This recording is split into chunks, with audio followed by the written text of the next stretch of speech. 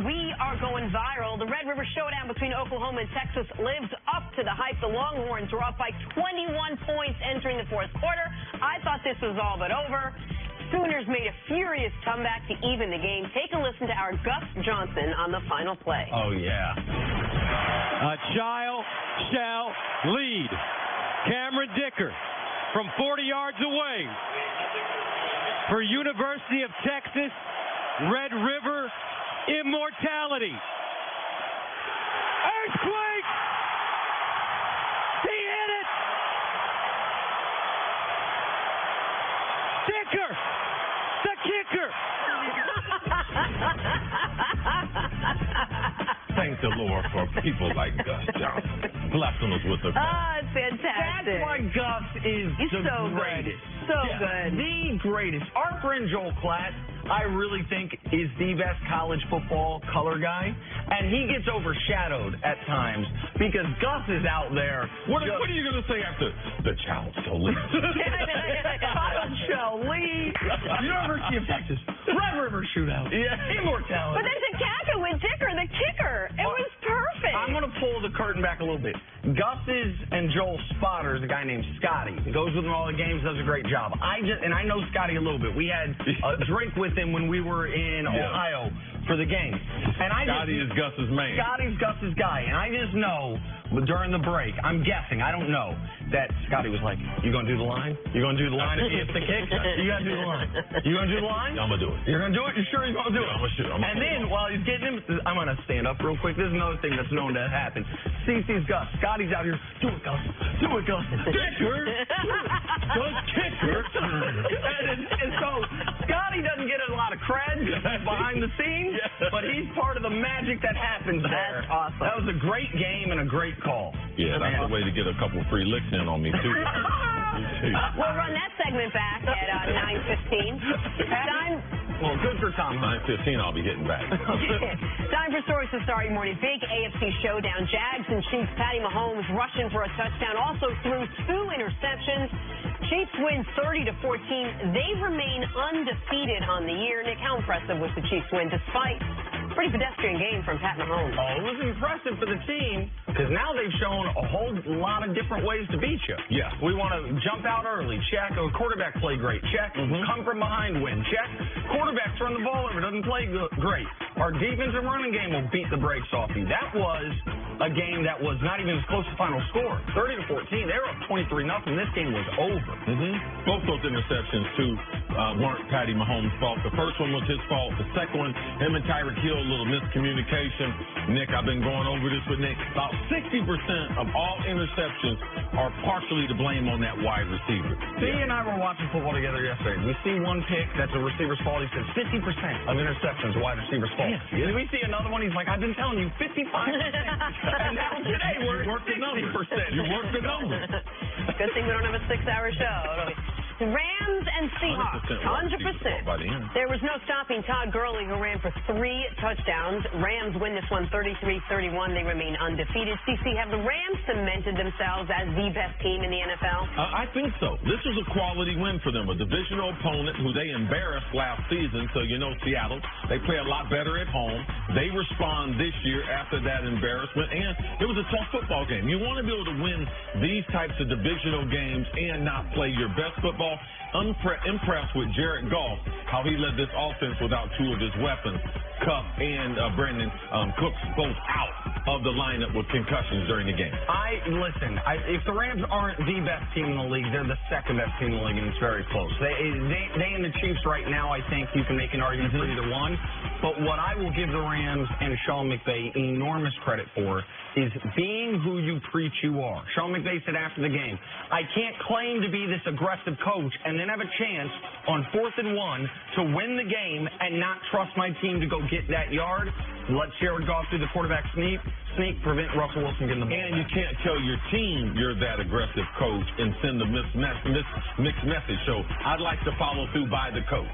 Absolutely. All right, moving on to the Broncos and the Jets. Yeah, I got Brandon Cooks. That's what impressed me. After 3,000-yard season, you think I put an S on his name? Good job. Not last segment you did.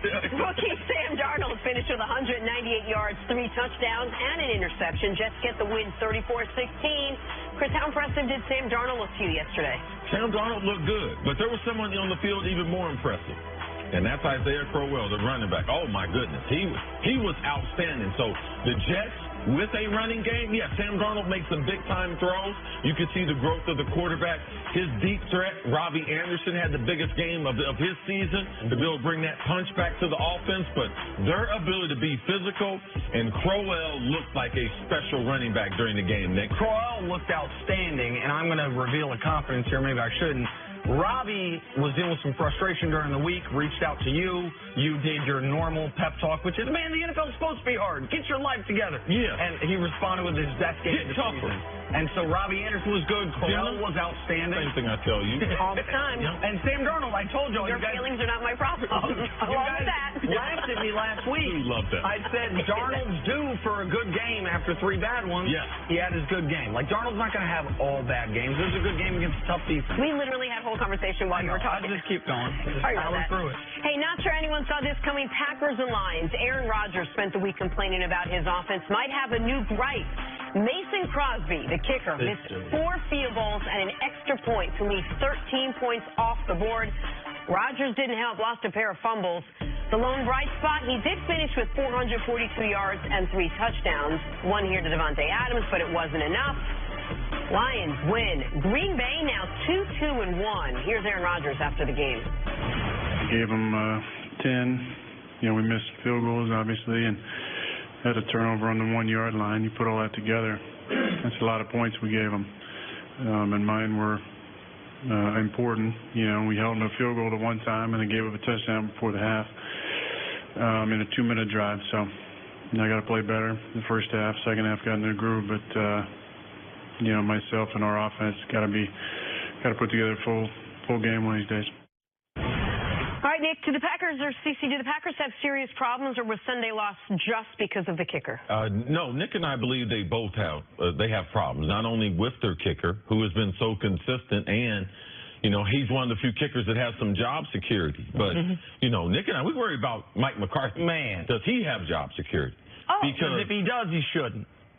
He shouldn't. And the reason why is Aaron Rodgers sends out a message last week, and that wasn't just a message to the media. That was a message to the organization, talked about the play design, talked about them not getting Adams the ball, and then they have a week of practice where he got 3 of his top 4 guys who aren't going to practice. Now, Aaron Rodgers is the most talented quarterback in the NFL, but you need to throw to someone.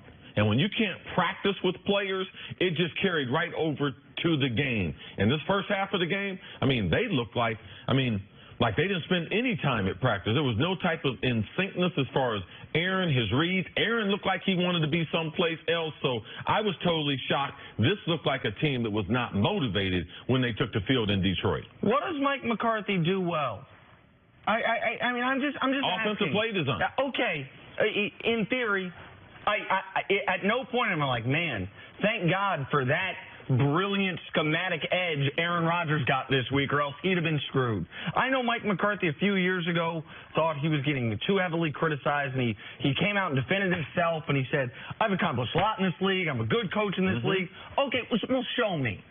Because what I see is a team that can come out unprepared. I don't put the field goals on him. Obviously, listen, Crosby's been a good kicker in this league for a decade. He had a terrible game. I don't put that on Mike McCarthy.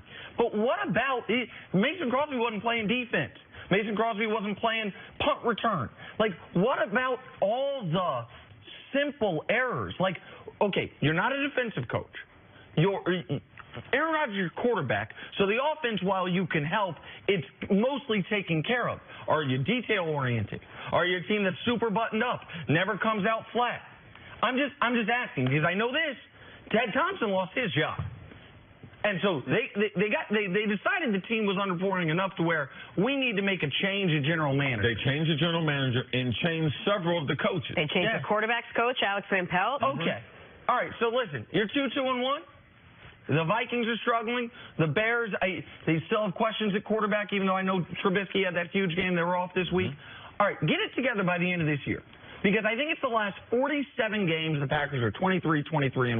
It's over some giant sample. It might be 47 games, it might be 49 games. But they're a 500 team with the most talented quarterback in the league. I know he missed some of that time. okay, Mike McCarthy. Like, the seat's getting warm. We talk about Jason Garrett underperforming, and I understand that, but he hasn't been dealt a full deck at quarterback or at the wide receiver position. Like, if I'm running the Packers, I have this conversation, which is, if defense is what has killed us for years, and Rodgers is our quarterback, does it make sense to have the head coach be an offensive guy? Or do we need a head coach that can really button up the defense and let Rodgers handle the offensive side of it? And then add a little wrinkle to it is that Rodgers has basically called out Mike McCarthy. Last week, he had questions about the play calling. And you know, if you have a guy like Aaron Rodgers who isn't on the exact same page with your coach, there's reason to look at your coach. They looked like a team that took the field agenda disconnected. They looked like the guys on the team, they heard that press conference, and they're there every day. They know more about the situation, so they felt the tension. Aaron Rodgers with an offense that's depleted during the week. So what kind of chemistry do you think that they had during the week? He's throwing to practice squad guys. And let's not forget what Aaron Rodgers said this summer about his friend Jordy Nelson. Man, it'd be awful nice to have Jordy Nelson around here, and I got all these other guys I got to work with. So we got to keep our eyes on the situation there in Green Bay, because that team yesterday, that's not the type of team that needs to be in the playoffs. And their leader, for me, the first 30 minutes, he looked like he was not motivated to play football there in Detroit. You can't go into a game and get out-coached by Matt Patricia in his 5th game as an NFL coach. You can't. By the way, Matt Patricia's 2 wins against the Packers and the Patriots this year. Absolutely Not right. bad. And so I don't know. I'm really frustrated because as a sports fan, you only get so many generational players to watch through their prime. And when you feel like one is being squandered, it is frustrating. And I feel like that is what we're dealing with right now with Aaron Rodgers and the Packers. All right, we're going to take a break. Coming up, does Odell Beckham have a right to be frustrated with Eli and the Giants? That's next on First Things First. You can be frustrated. Just don't tell anyone.